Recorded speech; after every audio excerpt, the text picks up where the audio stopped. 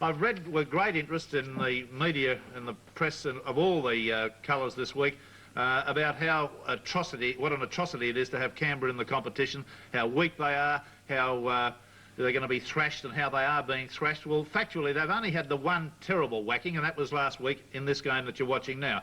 And there's a lot of sides going to receive whackings from Parramatta. Now, I think people have got very short memories. Well, let me just give you a few little instances over the years. In 1973, Manly defeated Penrith 70 points to 3 or 4, and they'd been in the competition since 1967, so they'd have been up for 6 years. In 1981, Canterbury defeated Balmain 52 to 13. In 1977, Manly defeated Newtown 50 to 2, and Newtown have been in the competition since 1908. In 1978, Parramatta 50 defeated South Sydney 10. South Sydney have been in for a few years too. In 1970, wait for this one, Manly 53, Parramatta 8. And then we go back right to the early days of football when Canterbury were a new side. They had the misfortune to play Canterbury Bankstown against Eastern Suburbs, had the misfortune, I'll get that right, Canterbury had the misfortune to play Eastern Suburbs and got whacked 87 to 7. And I think Dave Brown scored something like 30 or 40 points in that match. Yeah. This is in 1935. And then the Saints in the same year defeated Canterbury, wait for this, 91 to 6. And is anyone suggesting that, I don't know, is anyone suggesting that Canterbury should be taken out, or South should be taken out, or Manly should be taken out? Canberra, by necessity, are going to get a few whackings. The big thing about watching this game, as I did, they didn't stop trying.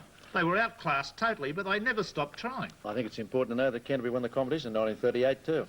Just after getting that whacking, yeah. Well, really, Cole, you only have to go back a couple of weeks, ask Manly how they went against Canberra down there, and you can ask us. You know, I'm glad that we've played them down there so early. I don't want to have to put the snowshoes on and go down later in the year. How lucky you are, Graham, that you don't have to. There's a few sides that are going to have to do that, and Canberra can well and truly be plus the fact that for the league as well, they're pulling 10 and 12,000 big crowd to Seaford Oval. Yes, well, I just wanted to get that in perspective because I believe, A, that Parramatta are going to put the Cleaners through more teams than this year. They're going to put up some big scores, and by the same token, Canberra didn't stop trying. They were totally outclassed in almost every position, but the way it is, they tried their hearts out, and you can't do more than that. They just lacked ideas, and they had no answer to the great Parramatta attack. For once, you got probably the best footballer in the world there with the ball at the moment. He scored something like 27. The ball straight into his hands. 27 points he scored for, I think, 3 tries and 9 goals or something or other. And, you know, I get irritated at that sort of reporting when I hear those sorts of things.